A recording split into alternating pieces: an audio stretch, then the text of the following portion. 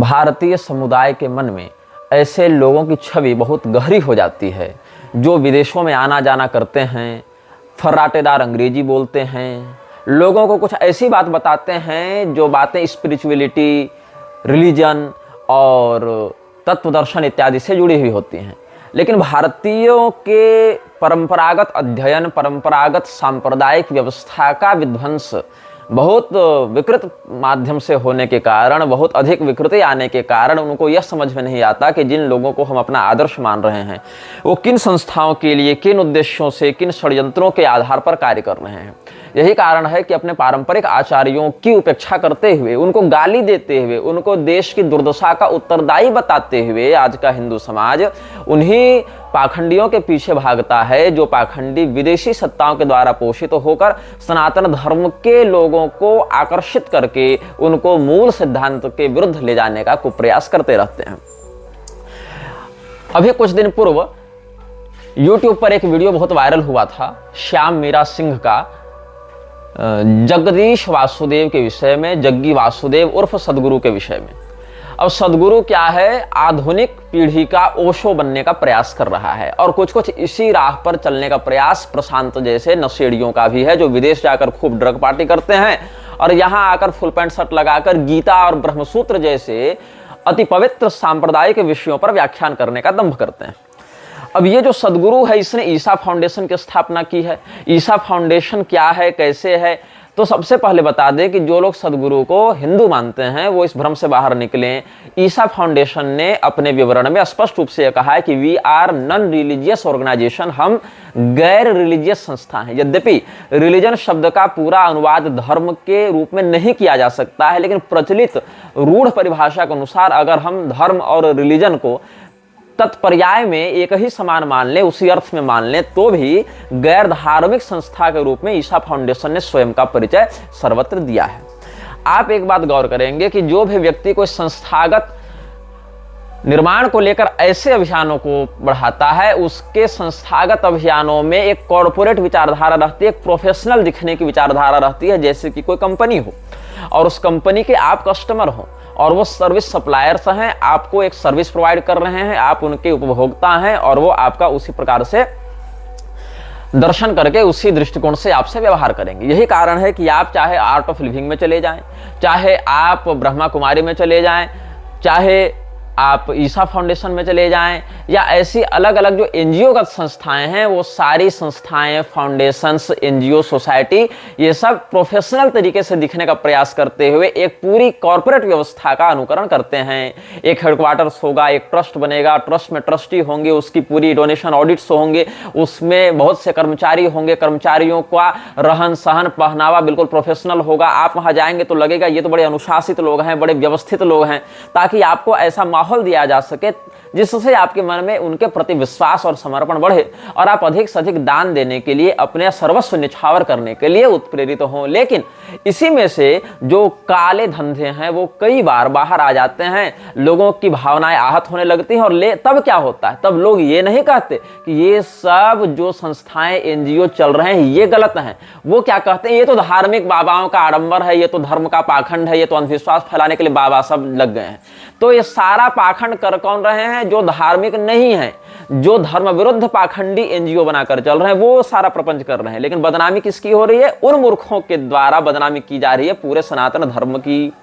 यही कारण है कि जब राम रहीम जेल गया या रामपाल के पाखंडों के विरुद्ध कार्रवाई होने लगी और राम रहीम के विरुद्ध जब सरकार ने भी एक्शन लिया था बीच में अलग अलग बातों के सामने आने पर, क्योंकि कई बार ये सब सत्ताएं टकराने भी लगती हैं आपस में कलह कराने के लिए, तो उस स्थिति में लोग हिंदू धर्म को गाली देने लगे। लोग ये नहीं कहे कि हम मूर्ख हैं जो ऐसे पाखंडियों को धर्मगुरु मानकर उनके पीछे गए थे, लोग ये नहीं कहेंगे। लोग ये नहीं कहेंगे कि साकार नारायण वाले कथित सम्मेलन में हाथरस में जाने की मूर्खता करने वाले हिंदू हैं, वो नहीं कहेंगे। लोग क्या कहने लगते हैं, अरे हिंदू धर्म में पाखंडी भरे हुए हैं, बाबा लोग का यही धंधा हो गया है। इसके कारण संप्रदायविद आचार्यों की भी अवमानना होने लगती है। बताओ, कोई आर्य समाजी कहीं कमेंट में लिख रहा था कि निग्रहाचार्य के ऊपर तो रेप केस चल रहा है। मुझे ही नहीं पता कि मेरे ऊपर किस मूर्ख ने कहां किस थाने में फायर करवाई किस रेप केस के ऊपर, जबकि ऐसे झूठे आरोप हम पर लगाए गए थे जिसके विषय में आरोप लगाने वालों ने पहले क्षमा प्रार्थना भी की है और उन लोगों का सारा बायोडाटा साइबर सेल को हमने सौंप भी दिया था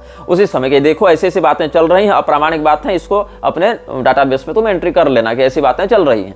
तो जो आरोप प्रत्यारोप है वो एक भिन्न विषय है, लेकिन जो सिद्ध बातें हैं उनमें भिन्न विषय होता है।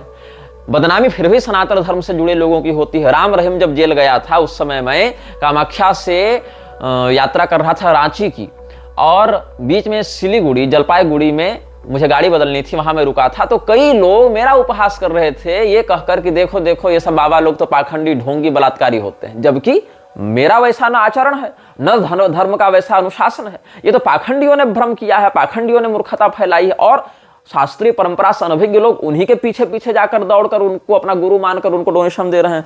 ऐसी स्थिति में जब उनके काले कारनामे सामने आते हैं तो ये सारे लोग बिलबिला उठते हैं, भड़क जाते हैं और धर्म को ही गाली देने लगते हैं, अंधविश्वासी हमें कहने लगते हैं, अंधविश्वास का प्रोत्साहक कहने लगते हैं। अस्तु, श्याम मीरा सिंह हो या कामदेव जैसे पत्रकार हो, हम इन लोगों से व्यक्तिगत रूप से संबंधित नहीं है, न हम इनको जानते हैं, न इनके किसी उद्देश्य से हम संज्ञान रखते हैं, उद्देश्य का संज्ञान रखते हैं। लेकिन जो बातें ये कह रहे हैं वो बातें बहुत हद तक तथ्यात्मक भी हैं और ऐसी संस्थाओं में ये सब गतिविधियां होती भी हैं। हाँ, कोई बात आज सामने आती है, कोई 10 साल बाद सामने आती है, अलग विषय है। लेकिन कहीं न कहीं जो सनातन धर्म की मूल परंपरा का बहिष्कार करके एक नई लीक खड़ी करने में जो निकल जाता है कोई व्यक्ति, उस व्यक्ति को समय ही परास्त करता है, यह भी एक सत्य है। आसाराम बापू ने ईसाई मिशनरियों के विरुद्ध अच्छा काम किया। ईसाई मिशनरियों के विरुद्ध काम करने से सरकार की नजर में आ गए। हालांकि उन्होंने जो किया वो पूर्णतः धर्मसम्मत है ऐसा भी नहीं है, क्योंकि ब्राह्मणेतर होकर ब्राह्मणेतरों को प्रणव दीक्षा देना, ओंकार की दीक्षा देना, ये भी विशुद्ध अधर्म है। साथ ही अपने नाम की आशा रामायण निकलवाकर स्वयं को ही भगवान के जैसा पूजवाने लग गए, घर घर में उनके फोटो लगाकर लोग धूप दीप दिखाने लगे। तो ये सब जो प्रपंच है, ये सब वर्णाश्रमातिक्रमण करने के कारण हमारा उनसे विरोध है। लेकिन जिस विषय में वो जेल में है वो विषय में निर्दोष है, ऐसा हमारा पक्ष है। उस केस को जहां तक हमने पढ़ा जाना समझा, उस आधार पर जिस मुकदमे के कारण इतना वो व्यक्ति जेल में रहा या रह रहा है, वो व्यक्ति इस मामले में दोषी नहीं है, जैसा हमारा चिंतन है। लेकिन ऐसा भी नहीं है कि इसका अर्थ हम सनातन धर्म के अनुसार उनको मान लें, क्योंकि प्रणव दीक्षा अनधिकृतों को देना, अनधिकृत होकर देना, साथ ही अपने नाम के रामायण छाप देना, अपने नाम की चालीसाएं निकालना, अपने व्यक्ति पूजा के बात को शिष्यों में प्रसारित करने लगना, बड़े बड़े जुलूस में होली खेलना, और ये सब जो बहुत से स्टेज पर हुआ करते थे ना काम वहां पर, तो इन सब बातों से हमारा विरोध है। ये सब सांप्रदायिक दृष्टि से सनातन धर्म की मूल परंपरा में नहीं आते हैं, बल्कि उसकी परंपरा के विरुद्ध ही जाते हैं। तो सदगुरु या जग्गी वासुदेव जो इसका नाम प्रचलित है, उसका विरोध आज के वामपंथी बहुत करते हैं, आज के लिबरल्स बहुत करते हैं। लेकिन ये लिबरल और वामपंथी ये नहीं जान पाते कि दरअसल ये तो उन्हीं के पार्टी का व्यक्ति है। ये इनको लगता है ये हिंदू धर्म का प्रचार कर रहा है, जबकि ऐसा नहीं है। देखो, रावण का महिमा मंडन करना हो या आर्य बाहर से आक्रमण करते हुए आए, ये सब बातें कहनी हो, मतलब जो आर्यन माइग्रेशन थ्योरी जो ईसाइयों ने भारत में लागू करने का कुप्रयास किया था, उसका विषय हो, चाहे शिवरात्रि के नाम पर आयोजन करके अली मौला पर नाचना हो, चाहे योग का हिंदू धर्म से संबंध नहीं ऐसा मूर्खतापूर्ण वक्तव्य देना हो, ये सब सनातन धर्म को विकृत करने वाले ही कार्य हैं। तो क्या हुआ था, मिलक्ष राज की संस्था फ्रीमेसन्स का ये बड़ा चहेता पालतू है। कौन? जग्गी वासुदेव। और जग्गी वासुदेव ने चेन्नई में अधिवेशन जो फ्रीमेसन्स का हुआ था उसमें भाषण भी दिया था 1 घंटे तक। तो आप ईसा फाउंडेशन की ही वेबसाइट्स पर ये सब देख सकते हैं, जहां पर ये कह रहे हैं कि सदगुरु was in Chennai on November 22, 2012 to give the keynote speech at the 12th conference of Masonic Grand Lodges। Masonic Grand Lodges का जो 12वां कॉन्फ्रेंस हुआ था, उस अधिवेशन में 22 नवंबर 2012 ईस्वी को जग्गी वासुदेव ने चेन्नई में भाषण दिया था और इनॉग्रेट भी किया गया था जो मैसोनिक ग्रैंड लॉजेज का जो 12th कॉन्फ्रेंस हुआ था चेन्नई में, उसके लिए, जिसमें 200 फ्रीमेसन्स के उच्चाधिकारी वहां पर आए हुए थे 50 देशों से। तो क्या कहता है ये कि फ्रीमेसन्स का वैश्विक शांति निर्माण में क्या योगदान है, इस विषय पर हम चर्चा करेंगे। जबकि विश्व की शांति को भंग करने के लिए ही मिलक्षराज कार्य कर रहा है, क्योंकि शांति रहेगी तो कलह नहीं होगा, कलह नहीं होगा तो कलिपुरुष दुर्बल होगा। इसीलिए कलिपुरुष को उन्नत बनाने के लिए कलह की आवश्यकता है, कलह के लिए फ्रीमेसन्स, इल्यूमिनाती इत्यादि की आवश्यकता है। तो क्या कहते हैं ये लोग, over 200 highly placed members of the Freemason society from over 50 countries participated in the conference which sought to explore the role of Freemasonry in universal peace keeping, one world religion, new world order इत्यादि अवधारणाओं को खुलेआम support करने वाला यह जो जग्गी वासुदेव है, ये फ्रीमेसनरी की इसी विचारधारा को, न्यू वर्ल्ड ऑर्डर को, एजेंडा को विकसित करने में, सफल बनाने में लगा हुआ है। और जैसे अमेरिका हो या अलग अलग इस प्रकार के मिशनरी पोषित देश हों, उनके लिए कार्य करने वाली संस्थाएं हों, वो जिस प्रकार का कार्य अपने क्षेत्र में कर रहे हैं, भारत में भी ये व्यक्ति कॉन मैन, जिसको हम कहना चाहेंगे, जो कि एक छद्म रूप अलग बनाता है, कार्य कुछ और करता है और यहाँ पर वही करने में लगा हुआ है। इसकी पत्नी, जिसका नाम विजया या विजी भी ये लोग कहते हैं, उसकी मृत्यु संदिग्ध अवस्थाओं में हुई थी और मृत्यु से जुड़े हुए बहुत विवाद हैं जो आपको ऑनलाइन भी प्राप्त हो जाएंगे। तो क्या हुआ था कि कोयम्बटूर में 2018 में इसने महादेव की एक प्रतिमा आदि योगी के नाम से स्थापित की। ये व्यक्ति भगवान महादेव को भगवान नहीं मानता है। तुम लोगों को लगता है ना कि शिव जी का बड़ा भक्त है, नहीं, इसके लिए शिव जी कौन है? इसने कहा था कि शिव जी तो 15,000 साल पहले उत्पन्न हुए एक कबीलाई थे, और ये सब मोदी की उपस्थिति में ये सब ने कहा था। तो ये जो है एक ऐसी बकवास किया कि शिवजी मात्र 15,000 साल पहले शिव नाम का कोई व्यक्ति था जो कि योग का आश्रय लेकर आदि योगी बन गया। सबसे पहले उसी ने योग का आश्रय लिया और इतनी बड़ी शक्तियों से युक्त हो गया। मतलब है शिव जी को परमात्मा नहीं मानते, परब्रह्म नहीं मानते।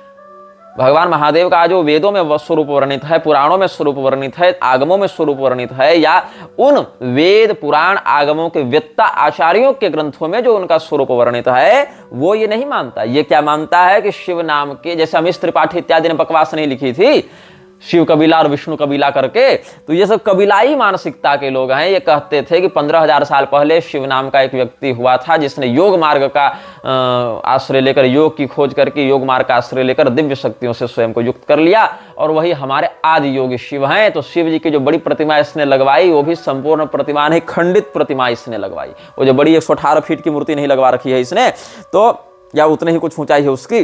तो ये जो आदि योगी की प्रतिमा एक टूरिस्ट प्लेस इसने बना दी, और टूरिस्ट प्लेस में जाकर लोग ये खिंचवा रहे हैं, फोटो सेल्फी ले रहे हैं, और बड़े बड़े वहां आयोजन किए जा रहे हैं, और उनको पता ही नहीं कि ऐसी अप्रतिष्ठित अशास्त्रीय प्रतिमा जो ब्रह्म राक्षसाविष्ट होती है, जो अशास्त्रीय विधि से प्रतिष्ठित प्रतिमा होती है, या जो अप्रतिष्ठित प्रतिमा होती है, या जो लक्षण रहिता प्रतिमा होती है, ऐसी उन सब प्रतिमाओं में ब्रह्म राक्षसों का वास होने लगता है। बताओ, भगवान महादेव की आराधना करने से पहले स्ववर्णानुसार त्रिपुंड धारण का विधान है।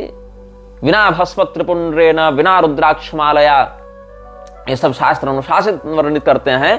भगवान महादेव के भक्त छोड़ो, भगवान महादेव को ही इस धूर्त ने त्रिपुंड विरहित कर दिया, त्रिपुंड हटा दिया, केवल एक टीका लगा दिया। जैसे स्वयं सफेद रंग का टीका नहीं लगाता है, उसी प्रकार का एक टीका, वो भी टीका ज्योति की लौ के समान है टीका।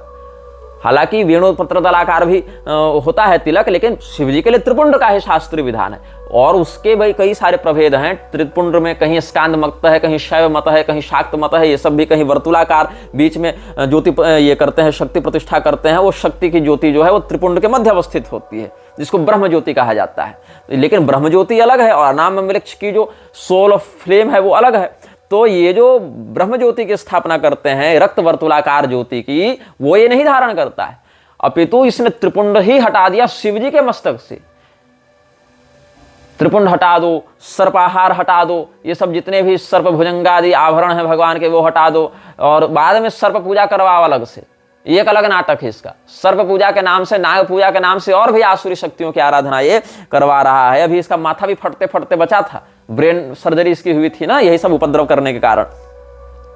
तो क्या कहा था इसने कि Shiva is a mortal, Shiv ji एक मरण धर्मा, मतलब मृत्युंजय को मरणशील बता रहा था कि Shiva is a मॉर्टल born 15,000 years ago. ये इसने बयान जारी किया था जब इसने कोयम्बटूर में वो आदि योगी की प्रतिमा का अनावरण किया था, और कहा कि ये तो आदि योगी है, सबसे पहले योग की डिस्कवरी इन्हीं ने की थी।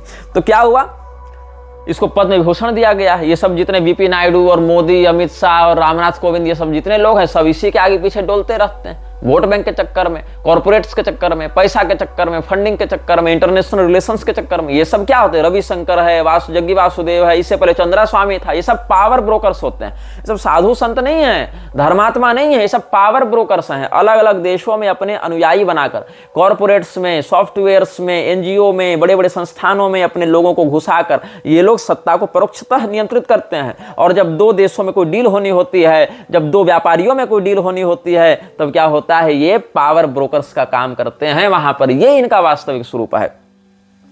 तो क्या हुआ? सरकार ने इसको पद्म विभूषण दे रखा है ताकि लोगों के मन में इसकी प्रतिष्ठा बढ़े। सरकार का क्या है? कांग्रेस की सरकार आई तो हिंदू देवी देवताओं के नंगी तस्वीर बनाने वाले एमएफ हुसैन को पद्म विभूषण दे दिया। मोदी सरकार आई, भाजपा की सरकार आई तो हिंदुओं के ऊपर गोली चलवाने वाले मुलायम सिंह को पद्म विभूषण दे दिया। लेकिन वही मुलायम सिंह को वोट देने वाले हिंदुओं को गाली दी जाती है, लेकिन मुलायम सिंह को पद्म विभूषण देने वाले मोदी को हिंदू हृदय सम्राट दिखाया जाता है। तो ये दोगलई है ना, ये नेताओं की दोगलई है, ये जनता की दोगलई है, ये मूर्खों की दोगलई है, ये सब बातें होती हैं। तो 9 अक्टूबर 2022 को नाग प्रतिष्ठा का इसने नाटक किया था। नाग प्रतिष्ठा में भी जो नाग का जो चित्र है, नाग का जो विग्रह है, प्रतिमा है, वो भी आधी अधूरी है। आधी इधर दिखेगी, फिर पीछे धंसी है, फिर आगे दिखेगी, ताकि एक एस्थेटिक दिखाया जा सके माहौल की कोई दिव्य है, एंटिक है, प्राचीन है, कोई रहस्यमय विद्या ये बता रहा है। ये क्या कहता है कि हम चामुंडी हिल गए थे, जो मैसूर में चामुंडी पहाड़ी है, वहां पर गए थे और वहां पर एक विशेष पत्थर पर बैठकर अपनी साधना तपस्या करते थे, तो उसी स्थान पर हमको सिद्धि प्राप्त हुई थी। जैसे मूसा के जीवन में नहीं बताया जाता कि भेड़ बकरी चराते हुए पहाड़ पर गया, वहीं पर इसको यहोवा का साक्षात्कार हुआ और यहोवा ने उसी पहाड़ पर इसको ज्ञान दिया। बस इसी प्रकार से चामुंडी हिल वाला भी एक बना के रखा हुआ है और वैसे ही गडेरियापना दिखाता है। तो 23 सितंबर 1982 को हमको इनलाइटेंड किया गया था चामुंडी हिल पर, ऐसा ही व्यक्ति दावा करता है। इंडियन एक्सप्रेस का समाचार 10 अक्टूबर का छपा था कोयम्बटूर से ही, जब इसकी पत्नी की मृत्यु हुई थी।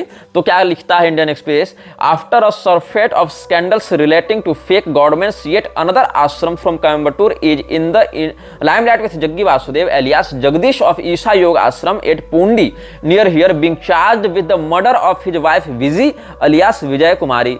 According to the police, T.S. Gangana of Bangalore, Vijay's father, has complained to the Bangalore City Police suspecting foul play in the death of his daughter Vijay, who was married to Jaggi. The complainant said that his daughter had left him last on June 15, 96, and that he had received a message on January 23, 97 from Jaggi saying that Vijay was no more. Gangana had also reportedly said that despite requests, Jaggi has hurriedly cremated the body on January 24, even before he could rush from Bangalore. He has also said that burning the body was not the custom in their community. Jaggi had seemingly chosen this method for disposing the mortal remains of Vijay. Gangana suspects Jaggi of having done Vijay to death. Gangana suspects Jaggi of having done Vijay to death to facilitate his illicit relationship with an other inmate of the ashram. ये लगभग हम समझते हैं कि 30 साल पुरानी, 28 साल पुरानी प्रति है, 29 साल पुरानी लगभग है ये पेपर कटिंग, इससे थोड़ी धुंधली लग रही है। Based on Gangana's complaint to the Bangalore City Police, a case was registered. The Bangalore City Police have subsequently transferred the case to the Coimbatore Rural Police under whose jurisdiction the ashram falls. They have registered a case against Jaggi. Meanwhile, a team of police personnel have visited the premises of Isha Ashram at Pondi and interrogated the people there. Godman Jaggi is in the USA and further investigations are in the case. ये सब बातें हैं कि जब इसकी पत्नी की मृत्यु हुई थी तो इसने पहले अंतिम संस्कार किया उसका, वो भी जलाने की विधि से किया, और इसके बाद उसके पिता को खबर की गई तो पिता ने ही केस दर्ज करवाया था। मतलब इसके ससुर ने अपनी बेटी की मृत्यु का, हत्या का चार्ज लगाते हुए, इस पर आरोप लगाते हुए जग्गी वासुदेव पर केस किया था। ये सब बातें हैं। तो इसने क्या कहा कि ये तो समाधि में चली गई, महासमाधि में चली गई है मेरी पत्नी, इसीलिए वो महासमाधि को प्राप्त हो गई बस। लेकिन इससे पहले जग्गी वासुदेव ने कई बार यह कहा था कि मेरी पत्नी अभी उतनी योग्य नहीं हुई है साधना में कि महासमाधि इत्यादि लगा सके, अपरिपक्व है। बताओ, जिसका 6-7 साल का छोटा सा बच्चा हो वो स्त्री महासमाधि लगा ले रही है, जग्गी वासुदेव के ही कहे अनुसार कि वो महासमाधि लगाने में समर्थ नहीं है, तो इसने कहा कि वो महासमाधि लगाकर निकल गई है, हमसे एकाकार हो गई है, इसीलिए उसकी शरीर की आवश्यकता नहीं, उसको हमने जला दिया। और लोगों ने मान लिया। मतलब तुम एक एनजीओ रजिस्टर करा लो और तुम उसमें एक मर्डर कर लो और उसके बाद कह दो कि ये तो हमारा महासमाधि वाला विषय हो गया, और फिर लोग तुमको छोड़ दें। अब यही इस देश में चल रहा है और लोग कह रहे हैं हाँ गुरुजी ठीक है, आप कह रहे हैं तो सही होगा। तो ये बताओ, अगर महासमाधि हो भी गई थी तो उसके परिजनों को, उसके पिता को, माता को, या जो भी उसके अभिभावक हैं, पिता को बताने से पहले ऐसी क्या हड़बड़ी से अंतिम संस्कार तुमको कर देना पड़ा?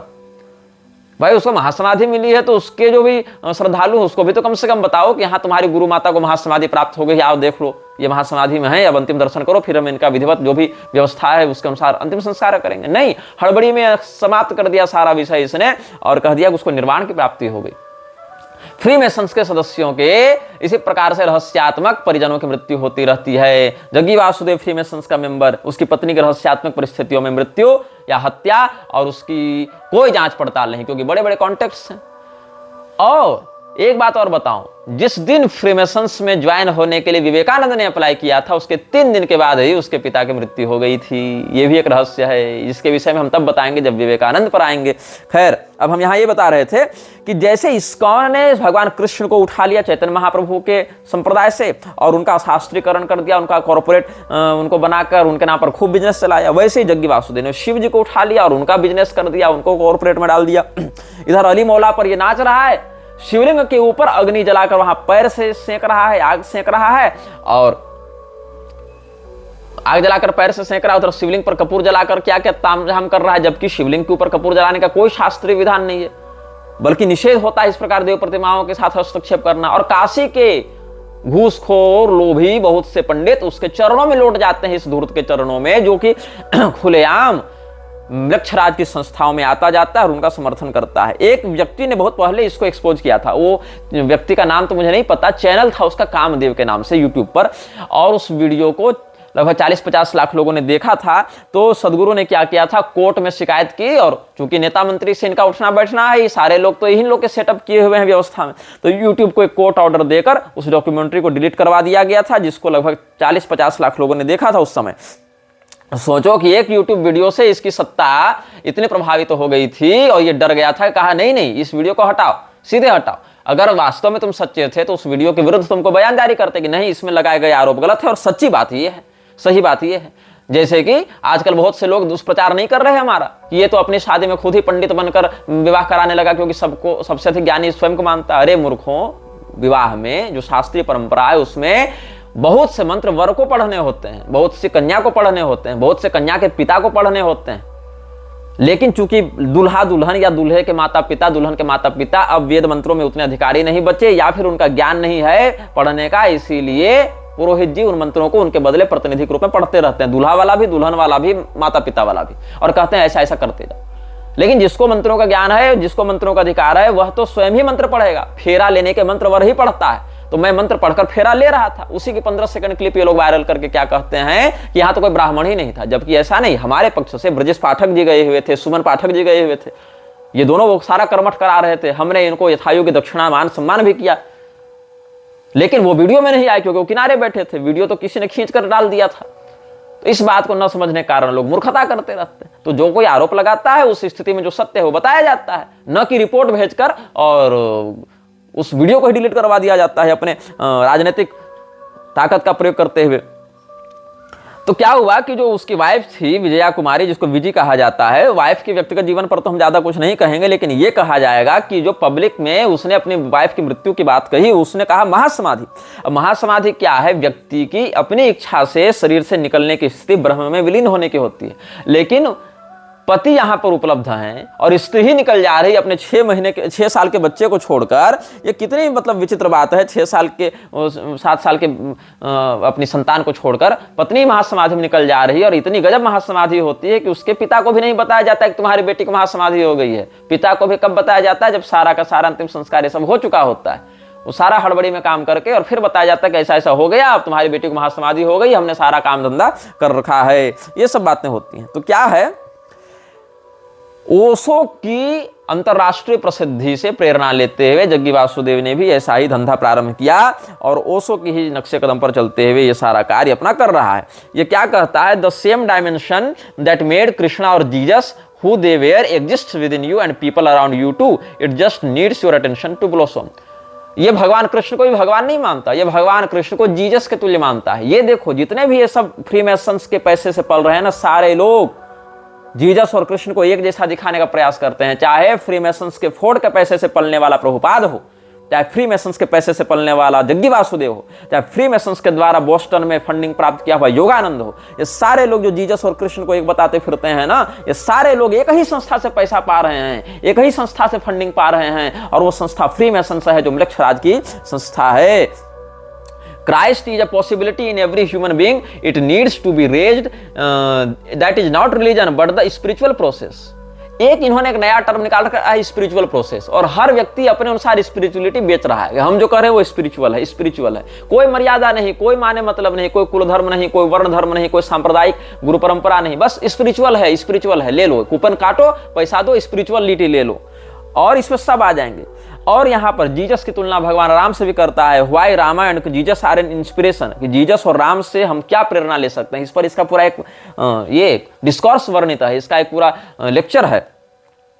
क्राइस्ट जो है हर मनुष्य की एक संभावना है, इस क्राइस्ट की संभावना को जगाने की आवश्यकता है। अपने हृदय के क्राइस्ट को पहचानो, ईसाई के भाव को धारण करो, ईसा बन जाओ, ईसाई के समान व्यवहार करने लगो, ये इसका है। अब बताओ इसके जो ये चेले हैं ये कितने मूर्ख हैं। एक ट्विटर हैंडल मुझे दिखा था ट्विटर में, स्ट्रिंग रिविल्स के नाम से, ये क्या दिखा रहा है, क्या कहता है, दैट्स वाई, मतलब सदगुरु के किसी बात को कोट करते हुए इसने लिखा था, that's why I always hold Sadhguru one step above god, remembering his words, this is not a culture of worshipping gods, this is a culture of god making. क्या कहा इसने, जग्गी वासुदेव ने क्या कहा था, ये हमारी जो संस्कृति है वो देवताओं को पूजने वाली संस्कृति नहीं है, देवता बनाने वाली संस्कृति है। और यही कारण है कि इसके चेले कहते हैं कि that's why I always hold Sadhguru one step above God, इसीलिए हम सदगुरु को ईश्वर से एक स्टेप ऊपर मानते हैं। सदगुरु मतलब कोई सदगुरु नहीं, सत संप्रदाय का उपदेशक देशिक गुरु नहीं, सदगुरु इसका नाम है, इसका नाम ही सदगुरु है, इसने अपना नाम ही सदगुरु रख लिया है। और इसने यह कह दिया, तुमको लग रहा है हिंदू धर्म का प्रचार कर रहा है ना, शिव जी का प्रचार कर रहा है, अरे ये क्रिसमस भी मनाता, अली मौला भी करता है, और शिवरात्रि भी मनाता है, और सब करता है।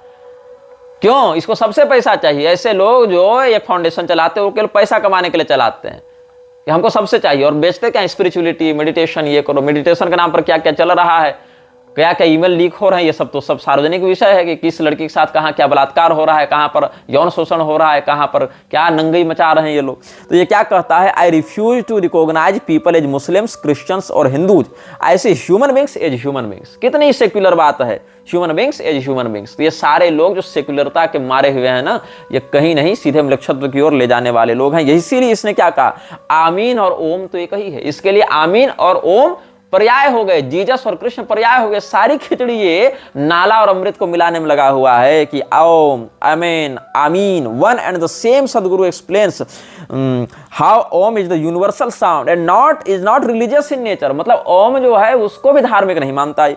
सदगुरु explains that yoga is a technology and religion has nothing to do with it. Yoga is Hindu just the way gravity is Christian. इसने कहा कि ग्रेविटी की परिभाषा, ग्रेविटी का विश्लेषण न्यूटन ने किया, ग्रेविटी का सूत्र न्यूटन ने दिया, तो क्या हम ग्रेविटी को क्रिश्चियन कह दें? वो तो एक यूनिवर्सल लॉ है। वैसे योग जो है वो यूनिवर्सल टेक्नोलॉजी है, उसको हम हिंदू नहीं कह सकते। लेकिन ये बताओ, जिन बातों को, गुरुत्वाकर्षण की जिन बातों को, ग्रेविटी की जिन बातों को न्यूटन ने बताया, क्या क्रिश्चियन जगत उन बातों को क्रिश्चियन रिलीजियस रेगुलेशंस में गिन रहा है? मतलब न्यूटन चलो क्रिश्चियन था, तो न्यूटन ने ग्रेविटी के विषय में जो सिद्धांत दिया वो सिद्धांत क्रिश्चियन सिद्धांत नहीं कहला जा सकता है, भले न्यूटन खुद क्रिश्चियन था। इस बात को तुम कहकर यह सिद्ध करना चाहते हो कि इसी प्रकार योगा भी हिंदू नहीं है। योग शब्द है लेकिन ये लोग योगा कहने लगते हैं, योग भी हिंदू नहीं है, ये एक यूनिवर्सल टेक्नोलॉजी है। अच्छा ये बताओ, किसी हिंदू ने योग दर्शन की खोज की क्या?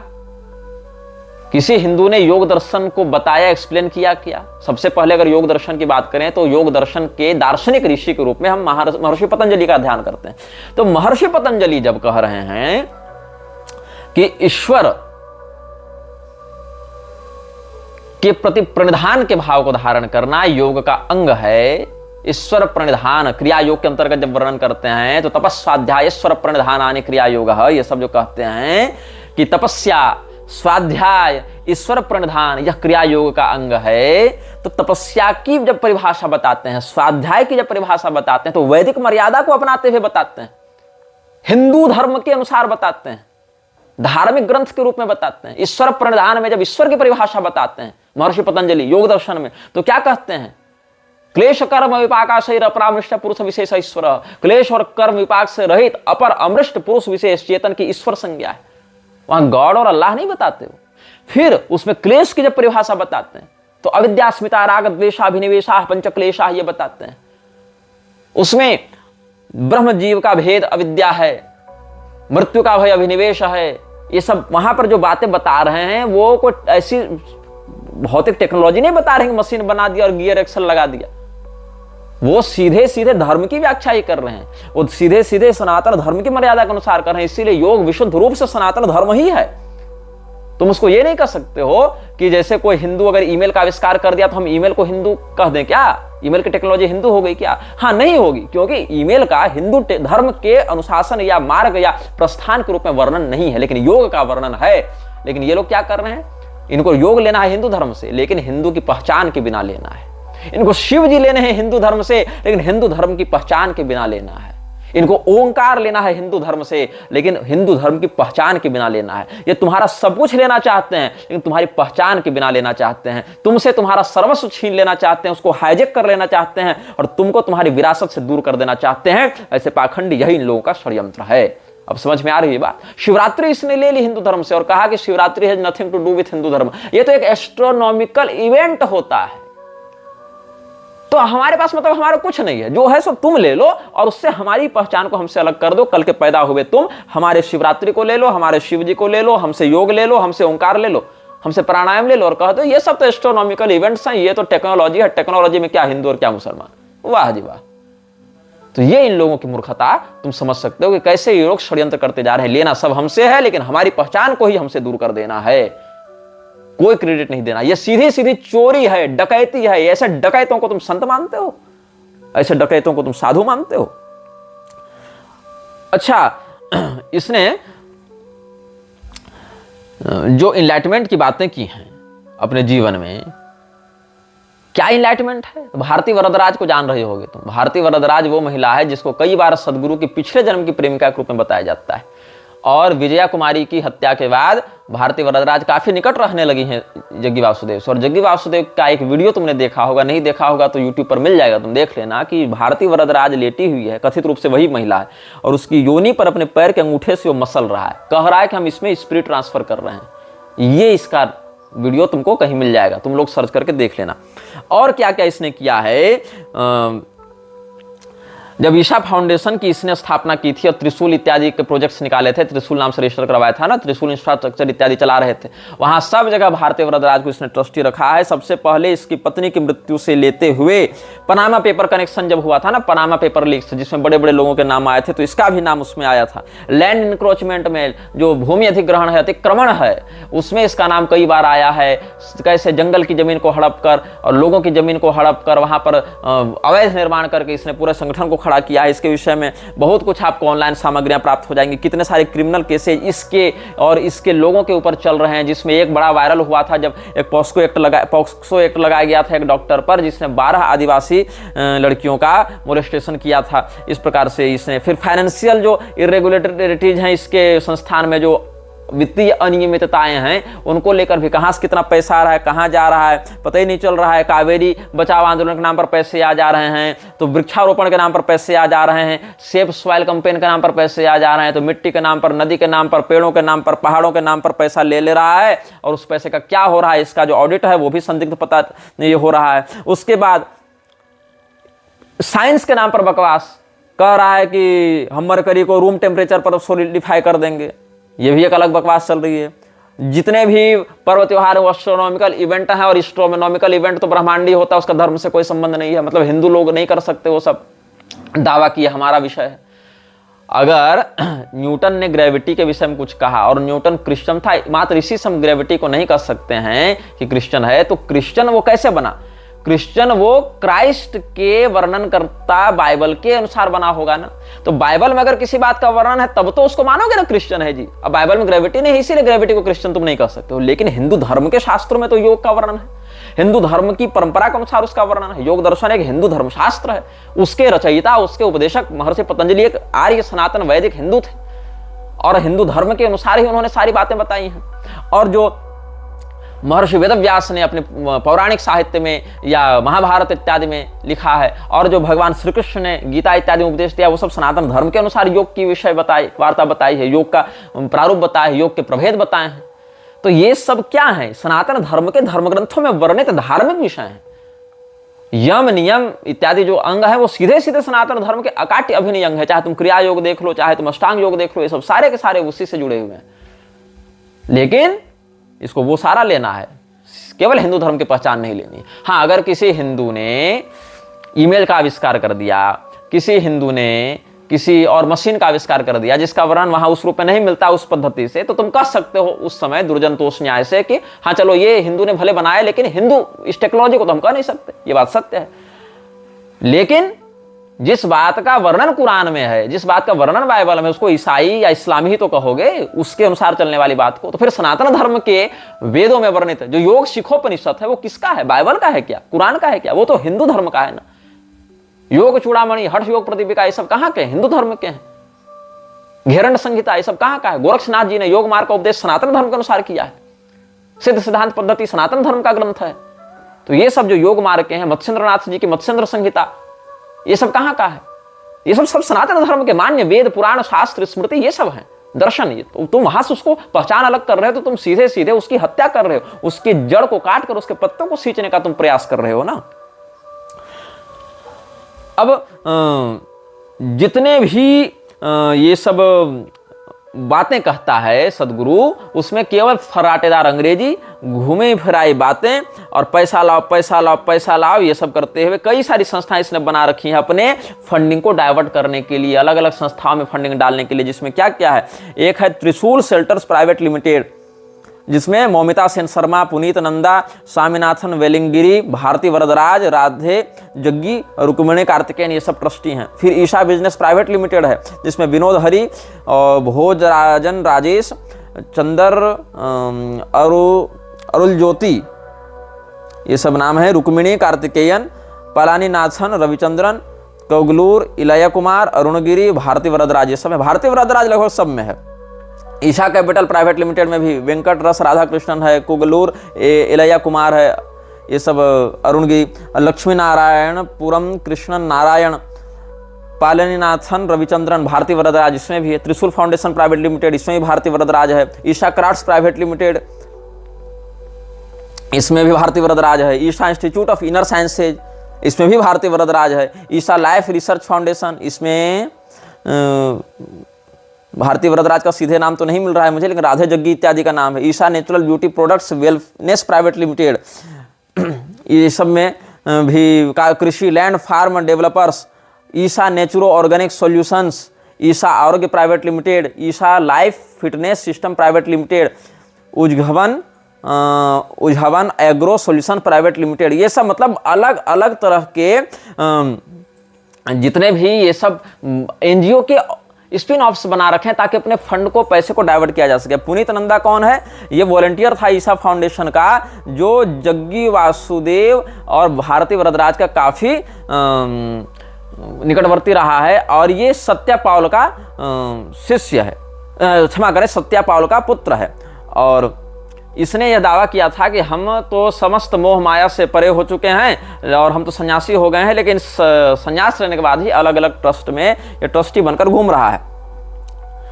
तो ये जितने भी लोग ये सब सन्यासी का वेश धारण करके बने हुए हैं, ये सब जितने भी लोग अपने आप को इनलाइटेंड बताते हैं, वो सारे इनलाइटेंड कहाँ पर घुसे हुए हैं? सारे मनी मेकिंग प्रोसेस में घुसे हुए हैं। राधे जग्गी, जो जग्गी वासुदेव की बेटी है, मौमिता सेन शर्मा, ये सब भी इसमें, स्वामीनाथन वेलनगिरी, ये सब जितने भी लोग हैं सब धीरे धीरे करके केवल पैसा बनाने के लिए लगे हुए हैं। केवल इसमें ईसा फाउंडेशन के नाम पर डोनेशन लेकर अलग अलग तरह से डाइवर्ट कर रहे हैं मनी को, लॉन्ड्रिंग कर रहे हैं मनी की, और लोगों को हिंदू धर्म के ही मूल पहचान के विरुद्ध ले जाकर ये सब अपना अपना कार्य कर रहे हैं। अब एक विषय बहुत महत्वपूर्ण है इसमें। ऋषि प्रभाकर नाम का एक व्यक्ति आता है जो महर्षि महेश योगी का चेला था। महर्षि का चेला तो ऋषि कम से कम होगा ही, तो गुरु महर्षि था इसका, जो उड़ना सिखाता नहीं था, जिसके विषय में CIA वाला लेटर जो हमने सार्वजनिक किया था कि जो ये लोग वर्ल्ड पीस ऑर्गेनाइजेशन के आधार पर काम करना चाह रहे थे कि हम लोग पूरे विश्व में शांति फैलाएंगे और लोगों को उड़ना सिखाएंगे और अपनी ध्यान शक्ति से अपराध को कम कर देंगे। तो वही महर्षि महेश योगी का जो चेला था ऋषि प्रभाकर, उसके विचारों को चुराकर व्यक्त करने का आरोप लगता है जग्गी वासुदेव पर। और ऋषि प्रभाकर भी ये सब बहुत सी संस्थाएं चलाता रहा है और ये भी एक प्रकार का सस्ता ओशो ही था अपने समय का।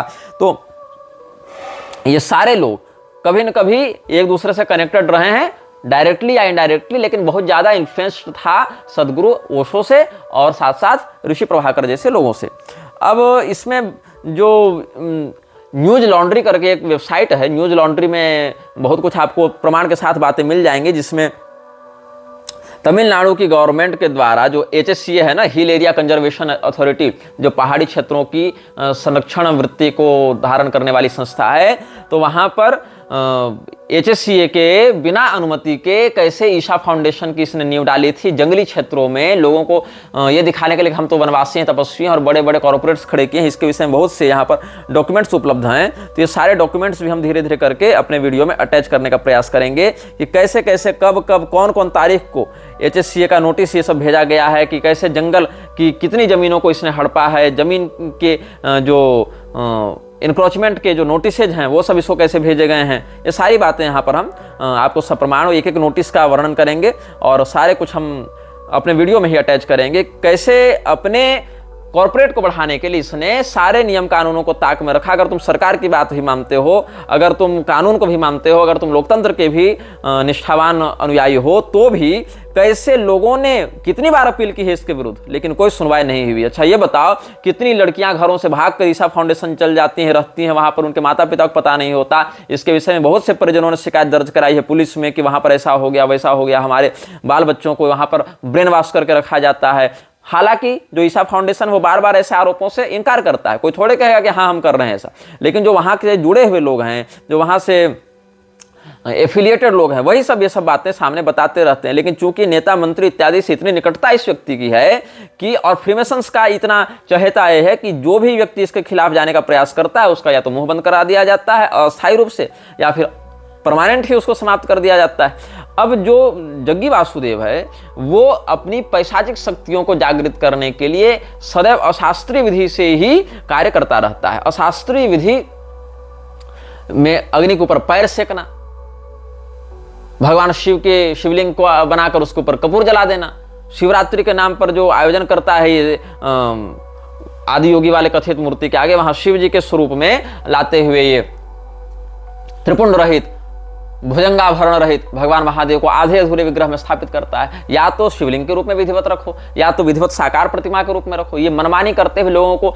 शिव जी के फैशन में लाने के लिए, ट्रेंडिंग में लाने के लिए ये नाटक करता रहता है कौन? जग्गी वासुदेव। तो इसके विषय में अभी यूट्यूब पर भी बहुत कुछ प्राप्त हो रहा है और बहुत कुछ वेबसाइट्स भी हैं। न्यूज लॉन्ड्री इत्यादि वेबसाइट ने हाउ सदगुरु बिल्ट हिज ईसा एम्पायर इलीगली, इसमें 150 एकड़ का जो कैंपस है कोयम्बटूर में, उसका कैसे निर्माण अवैध तरीके से किया गया है। पुलिस सरकार से कितनी बार अपील की है, लोगों ने, सरकार ध्यान नहीं देती, कई बार नोटिस भेजती है, तो ये सीनियर ऑफिशियल्स की इन्फ्लुएंस से उन सब बातों को, मामलों को दबा देता है। ये सारी जो कार्टेल चला रहे हैं ये लोग, ये सारा कार्टेल जो ईशा फाउंडेशन का है उसके विषय में बहुत कुछ प्रमाणिक बातें आपको प्राप्त हो जाएंगी इंटरनेट पर भी। ये कोई बहुत ज्यादा रहस्यमय विषय नहीं है, इसीलिए हम बहुत खुलकर बात नहीं करेंगे, क्योंकि जिन विषयों को लोग पहले से बोलते आ रहे हैं, जिन विषयों के विषय में सारे प्रमाण पहले से उपलब्ध होते रहे हैं, जो चर्चा का विषय पहले से रहा है, उस विषय पर हम कम बोलते हैं, क्योंकि लोगों के पास अन्य स्रोतों से भी प्रमाणित जानकारी प्राप्त होती रहती है। हम उन विषयों पर अधिक बोलने पर ध्यान देते हैं जो विषय सामने उतनी प्रगल्भता से, उतने मेन स्ट्रीम में नहीं आ पाए हैं।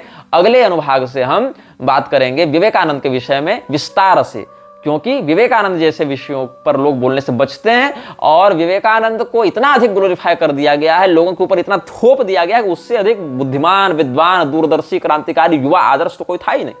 ऐसा उसको ग्लोरीफाई कर दिया गया है। लेकिन हम बात करेंगे विवेकानंद के काले पहलुओं पर, कि कैसे उस व्यक्ति ने अपनी अदूरदर्शिता और शास्त्रानभिज्ञता के कारण सनातन धर्म को क्षति पहुंचाई है। यह वीडियो जल्द ही हटा दिया जा सकता है। कृपया थर्ड पार्टी ऐप्स का उपयोग करके डाउनलोड करें। आप इस वीडियो को अपने चैनल पर फिर से अपलोड भी कर सकते हैं।